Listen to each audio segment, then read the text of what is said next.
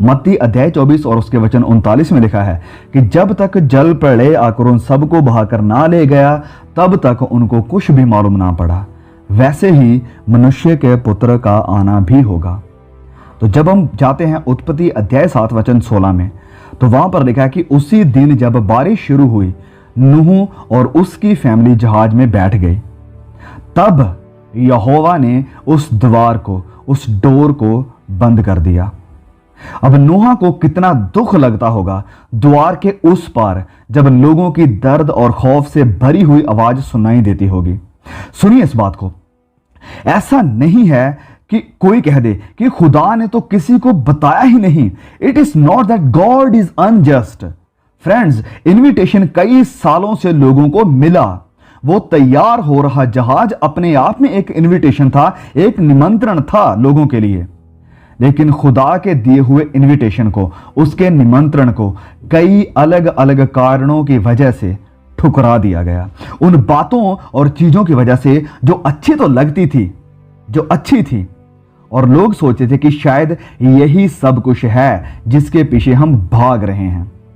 नूह उन सब लोगों की चीखें और रोना सुन रहा था जो सोचते थे कि जिंदगी के मजे लो, ऐश करो, इस जिंदगी के पास देने के लिए कुछ बढ़िया है जो कि शायद परमेश्वर भी हमें नहीं दे सकता है। अब वह बाहर से द्वार को, उस डोर को खटखटा रहे हैं, नॉक कर रहे हैं, और अचानक से उन्हें एहसास हो गया है, अब उन्हें रियलाइज हो गया है कि वह सब जिसके पीछे वह भाग रहे थे ये तो टेम्परेरी था, ये सब तो अब पानी से खत्म हो जाने वाला है। अब किसी को भी फिक्र नहीं है रात को क्या बनाना है खाने में, अब किसी को शादी की परवाह नहीं है, अब किसी को भी जॉब का ख्याल नहीं है, अब किसी को भी एग्जाम की प्रिपरेशन नहीं करनी है, अब किसी को भी अपनी इच्छाएं पूरी करने का विचार नहीं आ रहा है, अब किसी को भी बैंक बैलेंस की परवाह नहीं है, अब किसी को भी यह ख्याल नहीं है कि मुझे दुनिया घूमनी है या जिंदगी को एंजॉय करना है। कुछ लोग जिन्हें लगता था कि लोग हमारे ऊपर हंसेंगे, अब उन्हें यह फिक्र नहीं है कि मेरे रिलेटिव्स क्या कहेंगे मेरे बारे में, समाज क्या कहेगा मेरे बारे में, मेरे दोस्त क्या कहेंगे, मेरा परिवार क्या कहेगा। अब वो सारी चिंताएं खत्म हो गई। अब बस डर है हर एक चेहरे पर और मौत सामने से उन्हें बुला रही है। अब लाचार होकर कोशिशें कर रहे हैं लोग कि कैसे भी करके इस जहाज में एंट्री मिल जाए। अब इस द्वार को नूह भी नहीं खोल सकता है क्योंकि इसे उसी ने बंद किया है जिसका ये लोग मजाक बनाते थे, जिसने इन्हें टाइम दिया था, जिसने 120 साल इन्हें दिए, जिसको इन लोगों ने ठुकरा दिया। वही है इस जहाज के डोर को सील कर देने वाला। जब हम नए नियम में आते हैं मत्ती अध्याय 25 में, मैथ्यू चैप्टर 25 में जब हम पढ़ते हैं तो वचन में हमें देखने को मिलता है कि तब स्वर्ग का राज्य उन 10 कुंवारियों के समान होगा जो अपनी मशालें लेकर दुल्हे से भेंट करने को निकली। वचन 1 में हम पढ़ते हैं इस बात को। लेकिन उनमें से 5 के पास तेल नहीं था, उनके पास एक जिंदा रिलेशनशिप नहीं था, उनके पास जिंदगी जो कि प्रभु यीशु मसीह है वह नहीं था। तो वह उनके पास गई जिनके पास तेल था कि हमें भी थोड़ा तेल दे दो, लेकिन उन्होंने कहा कि ऐसा नहीं हो सकता है, वी कैन डू दैट। अब जाओ और बाजार में जाकर अपने लिए तेल को खरीद लो। सो मेरे भाइयों और बहनों, ये परमेश्वर के साथ एक सच्चा रिश्ता है। ये कोई फॉर्मूला नहीं है, ये कोई ट्रिक नहीं है, ये अपना जीवन परमेश्वर के हाथों में देना है और इस रियलिटी को एक्नॉलेज करना, मानना है कि परमेश्वर इंसान बना और क्रूस उठाई मेरे और आपके गुनाहों की, और उस कीमत को, उस बिल को अदा किया, पे किया जो हमारे गुनाहों का था, और अपनी बाहें खोली और इन्विटेशन दिया सभी को, सारी दुनिया को, कि आप इस जहाज में आ जाओ अगर आप न्याय से बचना और जिंदगी को पाना चाहते हैं। तो ये कोई फॉर्मूला नहीं है, कोई मंत्र नहीं है, ये कोई पास्टर, कोई प्रॉफिट, कोई टीचर, कोई प्रचारक आपके सर के ऊपर हाथ रख के इसे आपको नहीं दे सकता, ट्रांसफर नहीं कर सकता है। आपको खुदा के इस इनविटेशन को यस कहना होगा, इसे खुद रिसीव करना होगा अपनी इच्छा से, अपने लिए। ये परमेश्वर के साथ मिलाप है उसके बेटे प्रभु यीशु मसीह के द्वारा।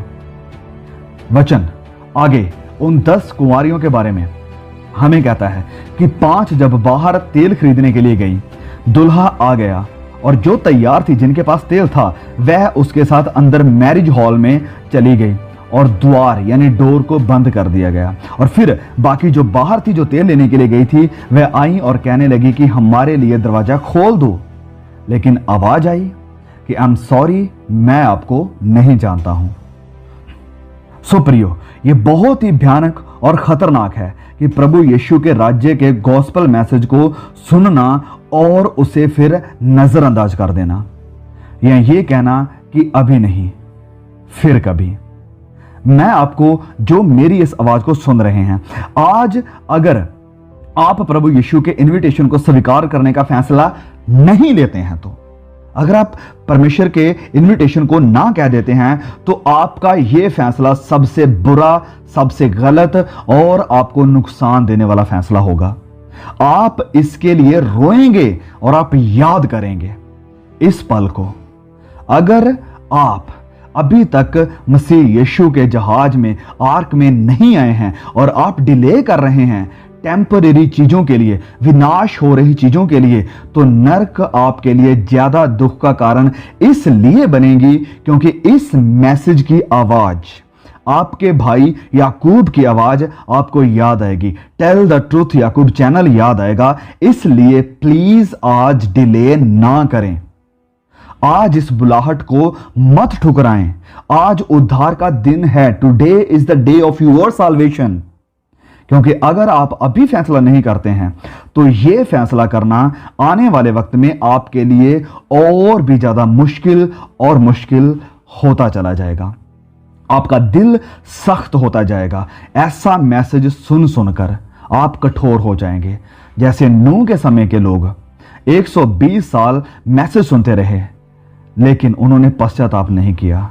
पश्चाताप का वह प्रचार सुन सुनकर कठोर हो गए थे। और मैं यहां आपसे रिक्वेस्ट करता हूं कि प्लीज चैनल को शेयर कीजिए। बहुत से अपने जवान दोस्तों, अपने रिलेटिव्स, अपने भाई बहनों को इस वीडियो को शेयर करें। उनके साथ इस मैसेज को बांटिए। हर जगह अपने फेसबुक, व्हाट्सएप और या जो कुछ भी आप यूज कर सकते हैं शेयर करने के लिए, प्लीज जरूर कीजिए। पश्चाताप कीजिए, खुदा के ऊपर विश्वास कीजिए। आप शायद नहीं जानते हैं कि कल का दिन आप देख पाएंगे या नहीं देख पाएंगे। और मैं आपसे रिक्वेस्ट करना चाहता हूं कि अगर अभी तक आपने चैनल को सब्सक्राइब नहीं किया है, तो प्लीज सब्सक्राइब जरूर कर दें और साथ में बेल आइकॉन को भी जरूर दबा दें, ऐसे ही और वीडियोस को आने वाले समय में देखने के लिए। So now let's go back to our message. अगर आज अभी आप इस ऑफर को रिजेक्ट कर देते हैं, तो आप बहुत बड़ा गलत फैसला कर रहे हैं। मैं भी इसे बयान नहीं कर सकता हूं और आप भी इसे अभी शायद समझ नहीं पाएंगे।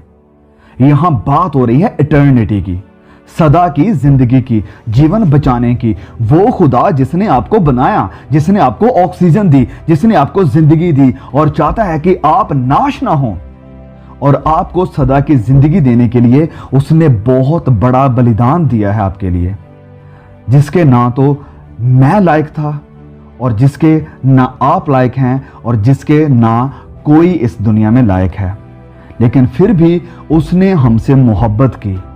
हमारे गुनाहों की बजाय उसने हमसे मोहब्बत की और अभी आपको वह बुला रहा है कि आप उस जहाज में एंटर कर लो, जो कि बस एक मात्र रास्ता है आपके बचने का, आपके उद्धार का। और उस दिन ये कितना खौफनाक होगा आपके लिए, उन सभी के लिए जो अभी पश्चाताप नहीं करेंगे, कि आप दरवाजा खटखटाएं और आवाज आए कि आई एम सॉरी, मैं आपको नहीं जानता हूं।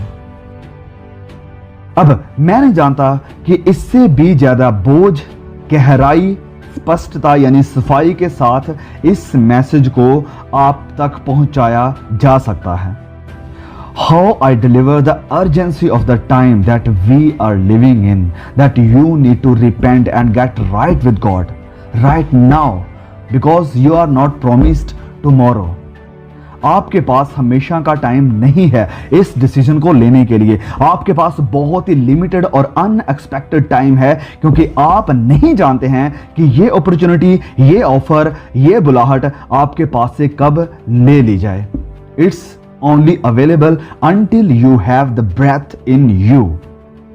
अभी जब मैं इस मैसेज को तैयार कर रहा था तो खबर आई कि famous TV actor Siddharth Shukla का निधन हो गया हार्ट अटैक की वजह से, और उनकी उम्र 40 साल थी।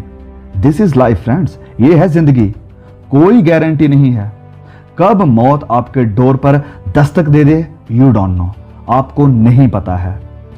आप अब शायद कहेंगे कि ओके वेल, मुझे क्या करना होगा इस जहाज में आने के लिए, एंटर करने के लिए मुझे क्या करना होगा?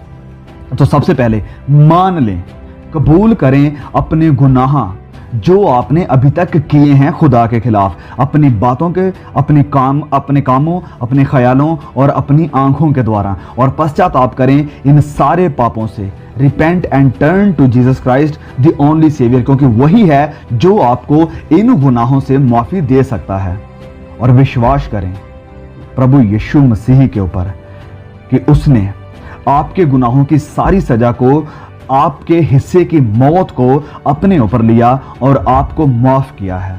और फिर लिव टू ऑनर क्राइस्ट, अपनी जिंदगी को बिताएं परमेश्वर की महिमा के लिए। आपकी बातों, आपके कामों, आपके ख्यालों से खुदा की रोशनी चमके, और ये सच्चाई और साल्वेशन का संदेश सभी नाश हो रहे लोगों तक पहुंचाएं। May God bless you all, see you again.